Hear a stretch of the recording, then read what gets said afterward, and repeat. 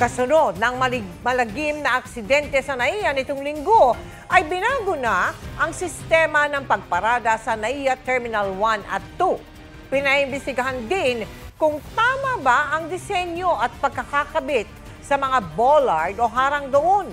Nakatutok si Ian Cruz.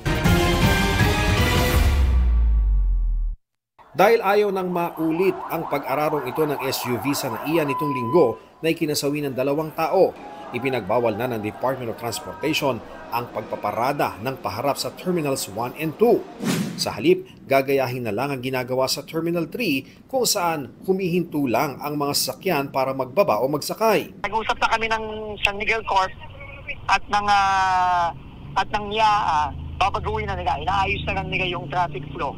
Parallel unloading na yan ayon sa NAIA Infra Corporation o NNIC. Ibig sabihin, pahilera yan o kalinya ng bangketa na anilay mas ligtas, imbes na ang kasalukuyang palihis na pagpwesto ng mga sasakyan. Kasabay niya ng reinforcements o pagpapatibay sa bollards o yung mga harang. Pero patuloy pa rin iniimbestigahan ng Transportation Department ang mga pinalitan ng bollard.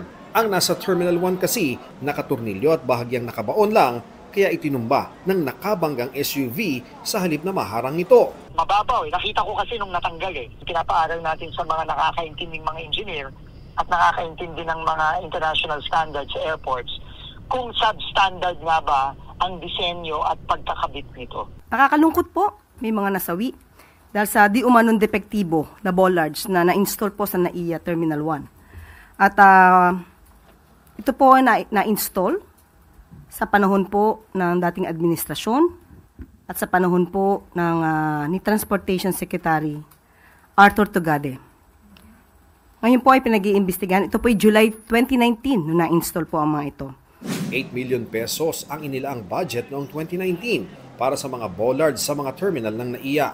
Sa isang pahayag sa GMA News Online, sinabi ni Nooy Transportation Secretary Arthur Tugade na suportado niya ang pag-iimbestiga sa mga bollards. Dapat anyang managot kung sino man ang may kasalanan o pagkukulang.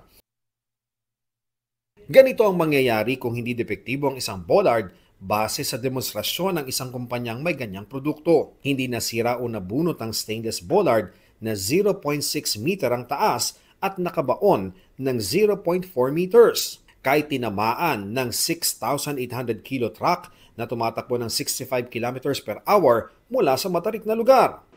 Samantala, bukod sa naunang tulong sa ama ng batang nasawi, ay pinaalalayan din ang kanyang physical and mental health ni Pangulong Bongbong Marcos sa Migrant Workers Department. We have surrounded him and the family with personnel who are equipped in providing psychosocial counseling. Nasa custodial facility pa rin ng Mobile Patrol Security Unit ng PNP Aviation Security Group ang driver ng SUV na nagnegatibo na sa alcohol at drug test. Kahapon siya na-inquest para sa mga reklamong reckless imprudence resulting in 2 counts of homicide, multiple injuries, and damage to properties. Kabilang sa iniimbestigahan ay human error. May mga factors pag yung mga drivers natin is hindi na-concentrate. Minsan, pag tuliro, maraming iniisip. Minsan yung cellphone is tinitignan yung cellphone. Isa rin po yan sa factor. Tumanggi na magpa-interview ang driver ayon sa mga pulis. Para sa GMA Integrated News, Ian Cruz, nakatutok 24 oras.